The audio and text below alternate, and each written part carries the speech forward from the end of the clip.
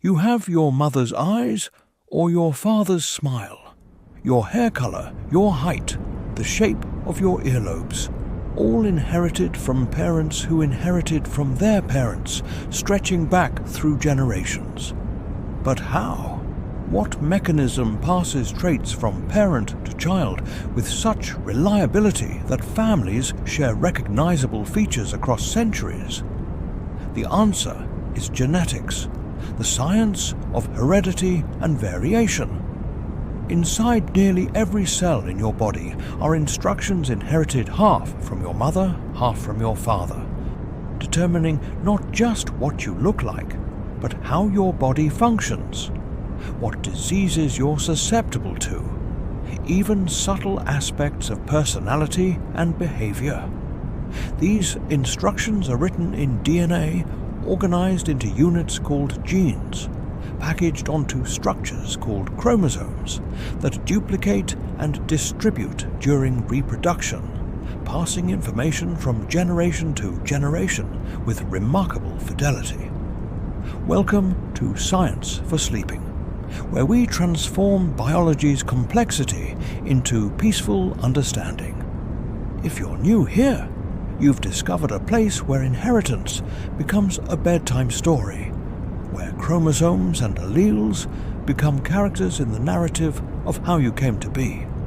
If these gentle explorations help you unwind, please like this video and subscribe. Your support lets us continue making science soothing rather than stressful.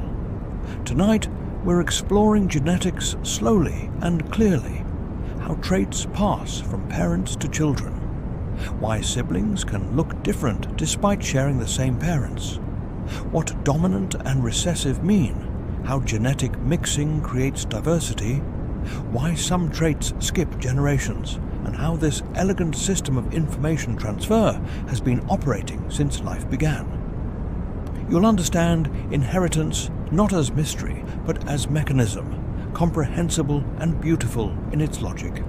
Find complete comfort now. Let every muscle soften. Allow your breathing to become effortless and slow. We're about to explore how you inherited half your genetic information from each parent, how that information determines your traits, and how the shuffling and recombining of genes across generations creates the endless variety of human appearance, ability, and susceptibility, while maintaining species identity and family resemblance. Let's begin this gentle journey into genetics, where the story of who you are starts with molecules inherited from your ancestors. Section 1. Chromosomes and Inheritance. How genetic information packages. Human cells contain 23 pairs of chromosomes, 46 total. Each chromosome is a long DNA molecule wrapped around proteins, containing hundreds or thousands of genes. 22 pairs are autosomes, identical in males and females. The 23rd pair consists of sex chromosomes, 2 X chromosomes in females, 1 X and 1 Y in males. You inherited 1 chromosome from each pair from your mother and 1 from your father. Your mother's egg cell contained 23 chromosomes, 1 from each of her 23 pairs, randomly selected during egg formation. Your father's sperm cell also contained 23 chromosomes, 1 from each of his pairs. When egg and sperm fused at conception, these combined to create your full set of 46 chromosomes, organized into 23 pairs.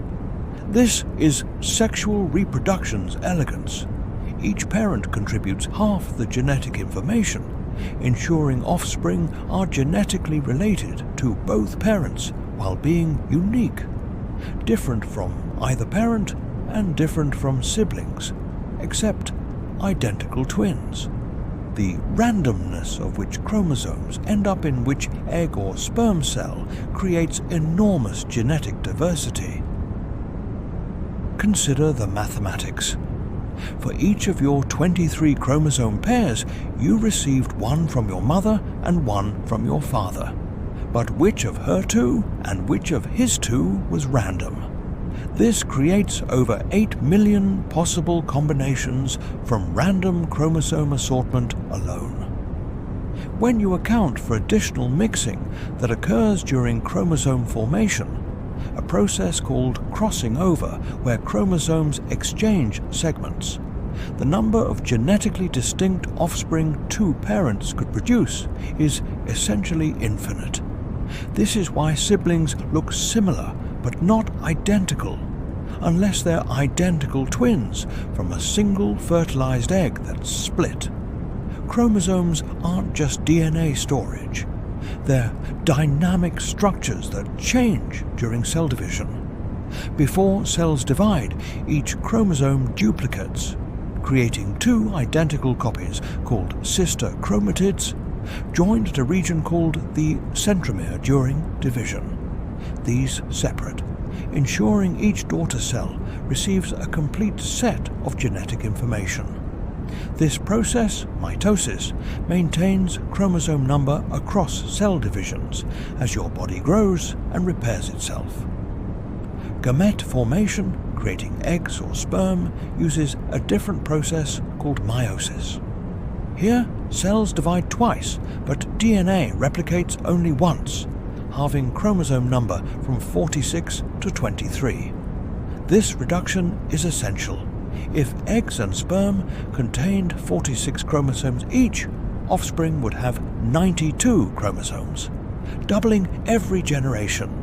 Meiosis prevents this by ensuring gametes contain half the normal chromosome number, so fertilization restores the full number. During meiosis, something crucial happens. Homologous chromosomes, the pairs inherited from your mother and father, line up next to each other and exchange segments through crossing over. Maternal and paternal chromosomes swap pieces of DNA, creating new combinations of genes that didn't exist in either parent. This shuffles genetic information, creating additional diversity beyond random chromosome assortment. The sex chromosomes determine biological sex through a simple system. Females have 2 X chromosomes, so all eggs contain 1 X. Males have 1 X and 1 smaller Y chromosome, so sperm contain either X or Y with roughly equal probability. If an X-bearing sperm fertilizes the egg, the offspring has 2 X chromosomes and develops female. If a Y-bearing sperm fertilizes the egg, the offspring has 1 X and 1 Y and develops male. The Y chromosome contains genes triggering male development, particularly the SRY gene that initiates testes formation. This chromosomal sex determination is elegant but not perfect. Variations exist where individuals have unusual chromosome combinations, like XXY, XYY, or single X, creating conditions called intersex, where biological sex is ambiguous or doesn't match chromosomal sex. These variations demonstrate that sex determination is complex, involving not just chromosomes but gene expression, hormone levels, and developmental processes. Chromosomes are visible under microscopes during cell division when they condense into compact structures. Scientists can photograph them, arrange them by size and structure, creating a karyotype, a visual display of someone's complete chromosome set. Karyotypes reveal chromosomal abnormalities, like Down syndrome, where individuals have 3 copies of chromosome 21 instead of 2. Or Turner syndrome, where females have only 1 X chromosome instead of 2. Relax into this understanding now. Your 23 pairs of chromosomes, inherited half from your mother, half from your father, contain all genetic instructions for building and maintaining you.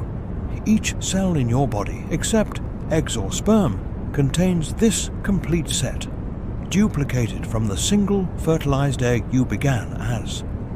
the packaging of genes onto chromosomes, the random assortment during gamete formation, and the crossing over that shuffles genetic information, create the inheritance system that makes you genetically related to your parents and siblings, while being genetically unique among all humans who have ever lived, except an identical twin if you have one. Section 2. Genes and alleles. How traits are determined.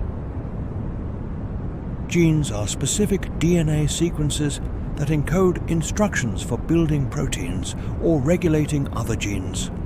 Humans have approximately 20,000 to 25,000 genes distributed across the 23 pairs of chromosomes. Each gene occupies a specific location on a specific chromosome, and because chromosomes come in pairs, each gene exists in 2 copies, one on the chromosome from your mother, one on the chromosome from your father. These 2 copies of a gene are called alleles. Alleles can be identical or different. If both alleles are identical, you're homozygous for that gene. If they're different, you're heterozygous. Many genes exist in multiple versions in human populations, different alleles producing slightly different proteins or expression levels, creating variation in traits like eye color, blood type, or enzyme efficiency. Consider a simple example: the gene determining whether you can roll your tongue. The ability to roll your tongue into a U shape is influenced by genetics. There's a dominant allele that enables tongue rolling and a recessive allele that doesn't. If you inherit at least one dominant allele from either parent, you can roll your tongue. Only if you inherit 2 recessive alleles, one from each parent, are you unable to roll your tongue. This demonstrates dominant and recessive inheritance. Dominant alleles express their effect even when only one copy is present. Recessive alleles require 2 copies, one from each parent, to express their effect. If you're heterozygous with one dominant and one recessive allele, the dominant trait appears. The recessive allele is present in your DNA, but its effect is masked by the dominant allele. Eye color is more complex but follows similar principles. Brown eye color is generally dominant over blue. If you inherit a brown eye allele from one parent and a blue eye allele from the other, you'll likely have brown eyes because brown is dominant. But you still carry the blue allele, which you could pass to your children. If your partner also carries a hidden blue allele, your children have a chance of inheriting blue alleles from both of you, resulting in blue eyes even though both parents have brown eyes. This explains how traits can skip generations.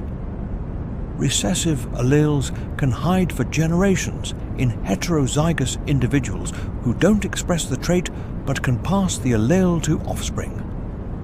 If 2 carriers have children, some offspring may inherit 2 recessive alleles and express the hidden trait. Surprising families who haven't seen that trait in recent generations. Blood type demonstrates a more complex inheritance pattern involving multiple alleles. The ABO blood type gene exists in 3 versions. AB and OA, and B are codominant. If you have both, you express both, resulting in AB blood type. O is recessive to both A and B. If you inherit A from one parent and O from the other, you have type A blood. If you inherit B and O, you have type B. If you inherit O from both parents, you have type O. If you inherit A and B, you have type AB, where both are expressed equally. Most traits are polygenic, influenced by multiple genes, rather than determined by a single gene. Height is polygenic, influenced by variants in hundreds of genes, plus environmental factors like nutrition. Skin color is polygenic, determined by several genes affecting melanin production and distribution. Intelligence, personality traits, disease susceptibility. Most complex traits involve many genes, each contributing small effects, making inheritance patterns much more complicated than simple dominant-recessive relationships. Gene expression adds another layer of complexity. Having a gene doesn't mean it's always active. Genes are turned on or off in different cells at different times. Through regulatory mechanisms, liver cells express different genes than neurons, even though both contain the same DNA. During development, genes activate in precise sequences, creating different cell types, tissues, and organs from identical genetic information. Understanding genetics requires understanding not just which genes you have, but when and where they're expressed. Some genes are sex-linked, located on X or Y chromosomes, creating different inheritance patterns in males and females. Colorblindness genes, for example, are on the X chromosome. Females have two X chromosomes, so if one carries a colorblindness allele, the other normal allele usually compensates, making females carriers but not colorblind. Males have only one X chromosome, so if it carries the colorblindness allele, they're colorblind because there's no second X to compensate. This is why colorblindness is much more common in males than females. Genetic mutations, changes in DNA sequence, create new alleles. Most mutations are neutral or slightly harmful, but occasionally beneficial mutations arise, providing raw material for evolution. Mutations in reproductive cells can pass to offspring, becoming part of the gene pool.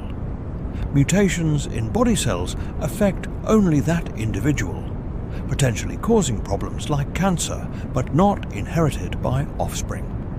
Let your mind settle gently now, understanding that genes are instructions for building proteins, alleles are versions of genes, and inheritance patterns depend on whether alleles are dominant or recessive, how many genes affect a trait, and whether genes are on autosomes or sex chromosomes. Your appearance, health, and many aspects of biology result from which alleles you inherited from your parents, how those alleles interact, and how environmental factors influence gene expression. Genetics isn't deterministic.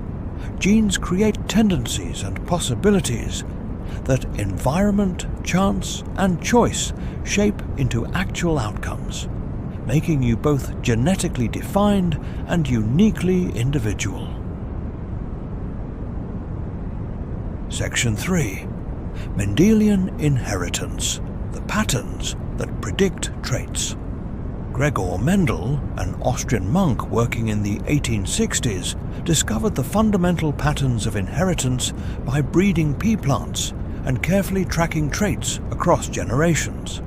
He didn't know about DNA or genes. These weren't discovered until decades later. But his observations revealed mathematical patterns that explained heredity with remarkable accuracy. Mendel focused on 7 traits in pea plants that came in 2 distinct forms. Seed shape was either round or wrinkled. Seed color was yellow or green. Flower color was purple or white, and so on. He performed careful crosses, tracking which parents produced which offspring, counting the ratios in which traits appeared, and discovering predictable patterns. When Mendel crossed true-breeding plants that always produced offspring identical to themselves, he noticed something striking. If he crossed a plant producing round seeds with one producing wrinkled seeds, all offspring had round seeds. The wrinkled trait seemed to disappear completely in this first generation. But when he crossed these first-generation offspring with each other, the wrinkled trait reappeared in roughly 1/4 of the next generation. This revealed dominant and recessive inheritance. Round seed shape is dominant, wrinkled is recessive. The first-generation plants were all heterozygous, carrying one round allele and one wrinkled allele. So they all looked round because round is dominant. When these heterozygous plants crossed, offspring could inherit round from both parents, round from one parent and wrinkled from the other, or wrinkled from both parents. The ratios were predictable.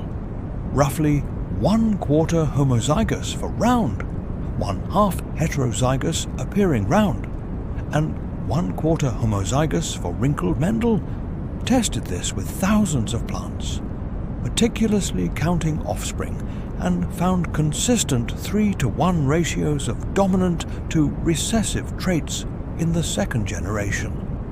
This mathematical consistency suggested that inheritance followed laws, not chance, and that traits were determined by discrete units.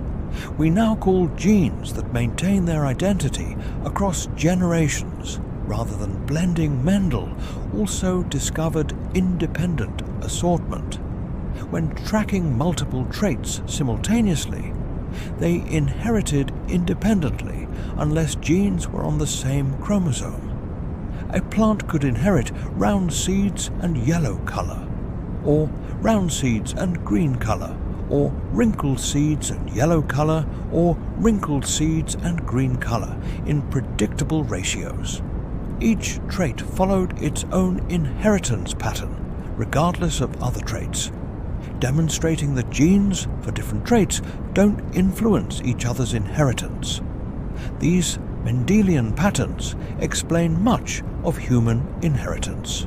If both parents are heterozygous for a recessive trait, both carrying one normal allele and one disease allele, each child has a 1 in 4 chance of inheriting the disease alleles from both parents and expressing the condition. This is the pattern for recessive genetic diseases like cystic fibrosis, sickle cell disease when inheriting from 2 carriers, or phenylketonuria. Dominant genetic diseases follow different patterns. If one parent carries a dominant disease allele, each child has a 50% chance of inheriting it and developing the disease. Huntington's disease, achondroplasia, dwarfism, and some forms of inherited cancer risk follow this pattern.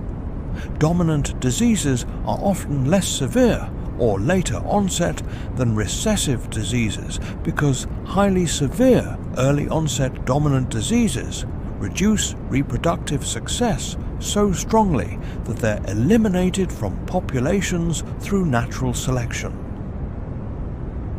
Punnett squares, grids showing possible genetic combinations, help predict inheritance probabilities. If both parents are heterozygous for a trait with dominant allele A and recessive allele A, possible combinations are AA, and AI. The first 3 result in the dominant phenotype, the last in recessive, creating the 3-to-1 ratio Mendel observed.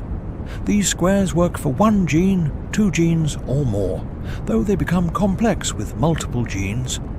Human genetics mostly follows Mendelian patterns, but with complications Mendel didn't encounter. Incomplete dominance occurs when heterozygotes show intermediate traits rather than purely dominant ones. Codominance occurs when both alleles express fully, as in AB blood type. Epistasis occurs when one gene affects another gene's expression, creating unexpected ratios. Polygenic traits don't follow simple Mendelian ratios because many genes contribute. Despite these complications, Mendel's principles remain foundational. Genes are discrete units inherited as particles, not blends. Alleles can be dominant or recessive. different genes assort independently unless linked on the same chromosome. These patterns create predictable inheritance ratios that genetic counselors use to assess disease risks, that breeders use to predict offspring traits, and that evolutionary biologists use to model how genes spread through populations over generations. Rest in this knowledge now. Inheritance follows patterns, not randomness. The alleles you carry, how they combine, and whether they're dominant or recessive determine which traits appear. These patterns were discovered before anyone knew what genes were, demonstrating that careful observation and mathematical analysis can reveal nature's laws, even when underlying mechanisms remain mysterious. Mendel's genius was recognizing that counting and ratios revealed something profound about heredity that couldn't be seen directly but could be inferred from patterns, providing foundation for all modern genetics. Section 4. Genetic variation. Why siblings are different. Even though you inherited half your genes from each parent, you're not an exact blend of them. Your siblings share the same parents, but look different from you unless you're identical twins. This variation results from how genes shuffle and recombine during reproduction, creating unique combinations in each offspring that make every individual genetically distinct. The first source of variation is random assortment. During gamete formation, when your parents' cells divided to create eggs or sperm, each of their 23 chromosome pairs separated randomly. Your mother's egg cells didn't all get the same mix of chromosomes she inherited from her parents. Some eggs got more from her mother, some more from her father, each egg receiving a random combination. The same happened with your father's sperm cells. This random assortment means siblings inherit different combinations of grandparental chromosomes. You might have inherited more chromosomes from your maternal grandmother than your maternal grandfather, while your sibling inherited the opposite mix. Over 23 chromosome pairs, the number of possible combinations is over 8 million, making it virtually impossible for two siblings to receive identical chromosome sets from their parents. Crossing over during meiosis creates even more variation. Before chromosomes separate into gametes, homologous pairs align and exchange segments. Maternal and paternal chromosomes swap pieces of DNA. This recombination creates new chromosome combinations that didn't exist in either parent. A chromosome you inherited from your mother isn't identical to either of the chromosomes she inherited from her parents, but rather a mosaic of segments from both the locations where crossing over occurs are somewhat random, creating enormous diversity. Each chromosome might cross over at several points, mixing grandparental DNA in unique ways. When combined with random assortment, crossing over makes the number of genetically distinct eggs or sperm. One person can produce essentially infinite. This is why you're genetically unique. The specific combination of genetic segments you received has never existed before, and likely never will again. Mutations add another source of variation. Every time DNA copies, rare errors occur, despite proofreading and repair systems. Most mutations are neutral, slightly harmful, or occur in non-coding regions where they have no obvious effect. But occasionally, beneficial mutations arise, or mutations that are harmful in some environments but neutral or beneficial in others. These mutations create new alleles, not present in either parent de novo mutations. New mutations occurring in egg or sperm cells contribute to variation between siblings. each child carries a few dozen mutations that neither parent has, arising during gamete formation or early development. Most have no noticeable effect, but occasionally these mutations significantly impact health or traits. This is why some genetic diseases appear in children with no family history, new mutations arising spontaneously. Environmental factors during development create variation even among genetically identical individuals. Identical twins share the same DNA, yet aren't completely identical. They have subtle physical differences, different fingerprints, and can develop different diseases. Environmental influences include nutrition, exposure to chemicals or infections, random developmental variation, and even position in the womb affecting blood flow and growth.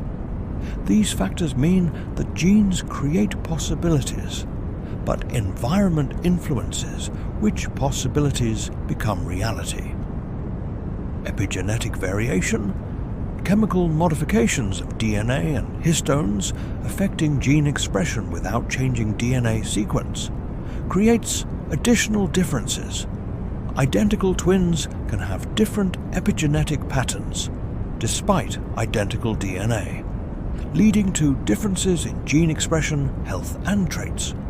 Environmental exposures, diet, stress, and random events influence epigenetic marks, creating variation beyond DNA sequence.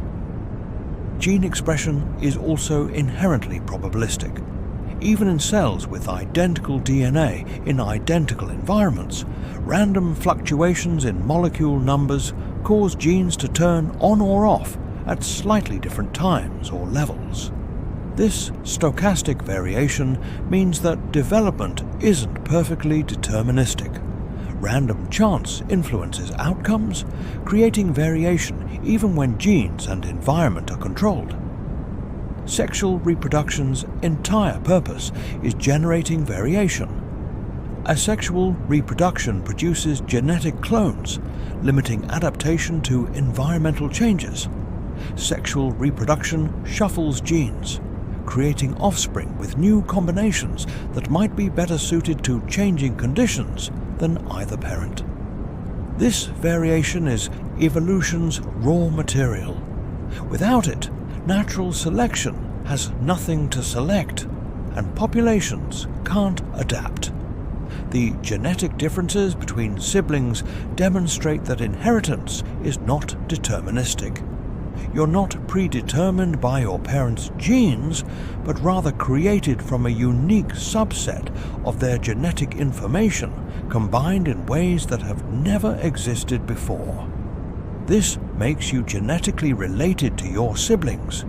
You share roughly 50% of your DNA because you have the same parents, but genetically distinct in ways that make you uniquely you. Breathe slowly now, recognizing that genetic variation is fundamental to life. The shuffling of chromosomes, the crossing over that mixes segments, the mutations that create new alleles, and the environmental and random factors influencing development all combine to make each individual unique while maintaining family resemblance and species identity. You are both product of your parents' genes and unprecedented combination of genetic and environmental factors that will never be exactly repeated, making you singular in the history of life on Earth. Section 5. When genetics goes wrong. Mutations and genetic diseases. Genetic mutations, changes in DNA sequence, occur constantly. Some are harmless, some beneficial, but some cause disease or dysfunction by disrupting gene function. Understanding how genetic diseases arise, how they inherit, and why some are common, despite being harmful, reveals important principles about genetics, evolution, and human health. Point mutations change single DNA bases. If a mutation occurs in a protein coding region, it might change one amino acid in the protein. Sometimes this has no effect. Many amino acid substitutions don't alter protein function. Sometimes it mildly affects function, creating variants with slightly different properties. Occasionally, it severely disrupts function, causing disease. Sickle cell disease results from a single point mutation, changing one amino acid in hemoglobin, causing the protein to polymerize abnormally and distort red blood cells. Deletion and insertion mutations remove or add DNA bases. If the number deleted or inserted isn't a multiple of 3, it causes a frame shift, shifting the reading frame so all subsequent amino acids are wrong. Frame shifts usually completely destroy protein function. Cystic fibrosis often results from a 3-base deletion, removing one amino acid from the CFTR protein, disrupting chloride transport and causing mucus buildup in lungs and other organs. Chromosomal abnormalities involve large-scale changes, extra or missing chromosomes, deleted or duplicated chromosome segments, or rearranged segments. Down syndrome results from 3 copies of chromosome 21 instead of 2, causing intellectual disability and characteristic physical features. Turner syndrome results from having only 1 X chromosome instead of 2 in females, causing short stature and ovarian dysfunction. These chromosomal abnormalities usually occur during gamete formation, when chromosomes fail to separate properly. Recessive genetic diseases require 2 mutant alleles, one from each parent, to cause disease. Carriers with 1 normal and 1 mutant allele are healthy because the normal allele provides sufficient function. Cystic fibrosis, sickle cell disease in homozygotes, Tay-Sachs disease, and phenylketonuria follow this pattern. 2 carrier parents have 25% chance each child will be affected, 50% chance the child will be a carrier, and 25% chance the child will inherit 2 normal alleles. Why do harmful recessive alleles persist in populations? Shouldn't natural selection eliminate them? Sometimes they do persist at low frequencies through new mutations balanced by selection removing them. But surprisingly often, carriers have advantages, making the allele beneficial in heterozygous state, despite being harmful when homozygous sickle cell carriers have resistance to malaria. The sickle cell allele is harmful when inherited from both parents, but beneficial in single copy where malaria is endemic. This maintains the allele through balancing selection. Dominant genetic diseases require only 1 mutant allele to cause disease, so carriers are affected. Huntington's disease is dominant. If one parent carries the mutation, each child has 50% chance of inheriting it and developing the disease.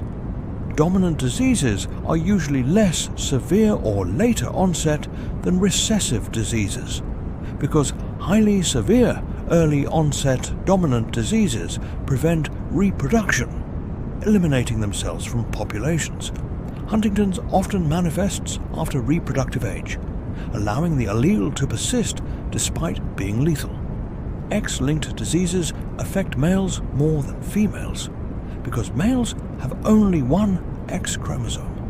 If that X carries a disease allele, males have the disease because they lack a second X to compensate. Females with 1 disease allele are usually carriers, protected by their second normal X.